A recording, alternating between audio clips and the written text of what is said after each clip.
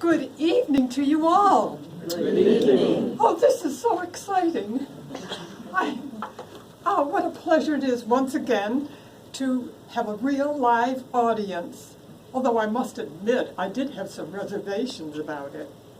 You see, although I had years and years of lecturing experience, not once was I, Josie Demerest, the subject of the lecture. Never. Oh dear me, let me explain. But first, I suppose I should properly introduce myself. As I said, my name is Josie Demerest. Does that ring a bell? No, I didn't think it would. Well, I'll try to make the pertinent details short and sweet. I was born in 1871 in Kings, educated in the city, and moved to this beautiful area in the early 1900s. I died here in 1952. There, now I'll try to fill in the blanks. In New York, I was considered to be musically talented and was trained as a pianist and violinist. At the age of 14, I began studying under the tutelage of Edward Severn, a famous violinist. I loved to travel, and I was extremely fortunate to spend time in Europe in several extended trips to further my education, where I learned all about the three B's: Bach, Beethoven, and Brahms. I graduated from Gericke Conservatorium in Berlin, and at age 18, I wrote an analysis of Wagner's ring operas for J. Carlton Cook, a famous New York and Chicago drama critic. When I moved to Glens Falls, I earned a living teaching piano lessons. But here I was not known solely for my musicianship.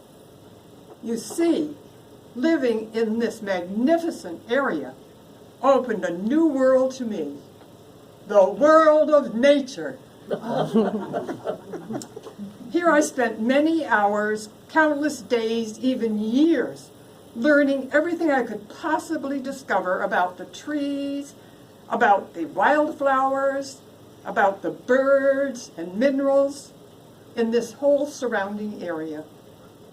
Not only did I have an insatiable desire to learn as much as possible, that same passion led to frequent lectures for many years in order to share my joy and knowledge of any others who would listen. I was invited to speak on a variety of subjects, and although music appreciation was a frequent topic, I also talked about geology, botany, and bird watching. I especially loved countless programs at the Crandall Library and other venues as well. I loved my planned nature walks with both children and adults. I was an expert in identifying trees, wildflowers, and minerals. In fact, I amassed a large collection of rocks and minerals, which were displayed at the Crandall Library for a number of years.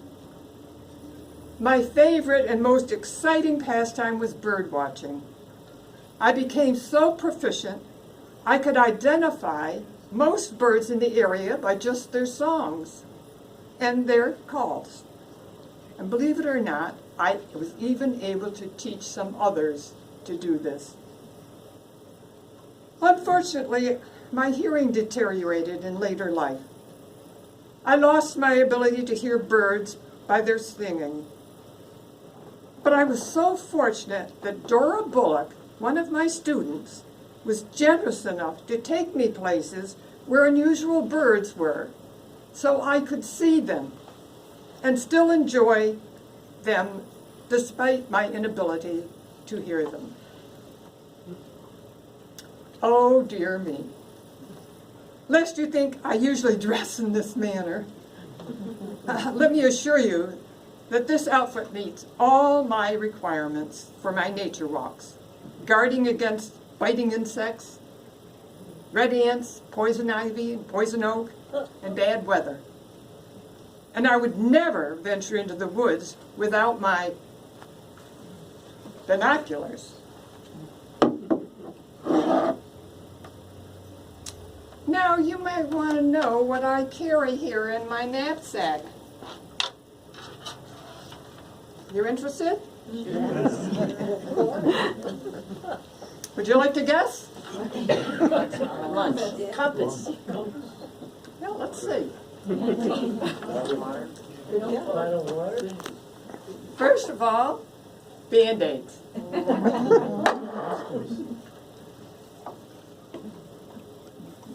How about some scissors? That's a good one.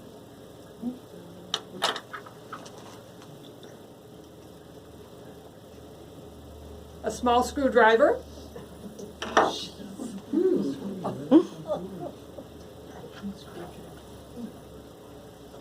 Bottle of Curachrome. But some of you don't even know what this is. Boy, did that sting, right? An ace bandage. In case somebody sprained their ankle. What else here? Flashlight.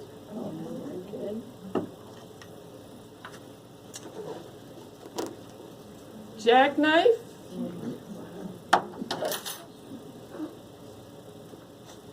Oh, and for the poison ivy, a bottle of calamine.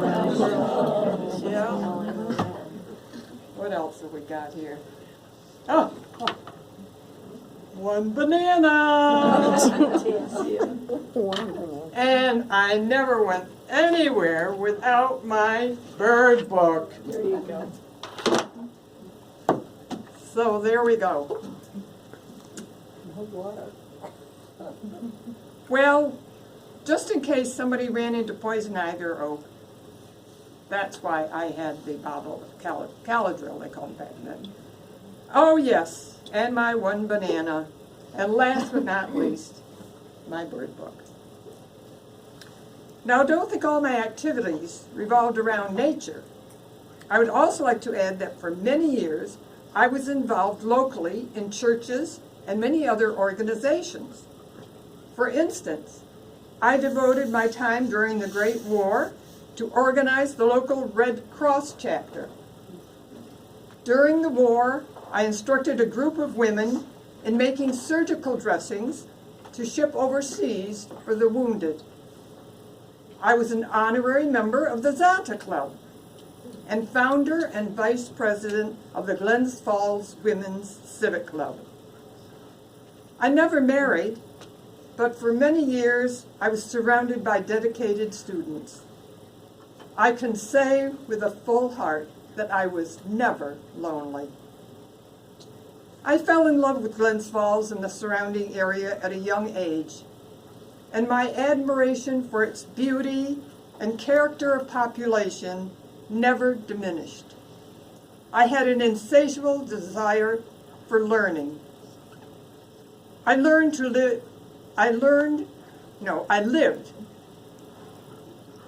My words are getting all screwed up because I'm so excited here.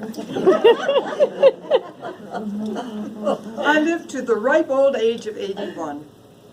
Above all, my passions were music, nature, and people.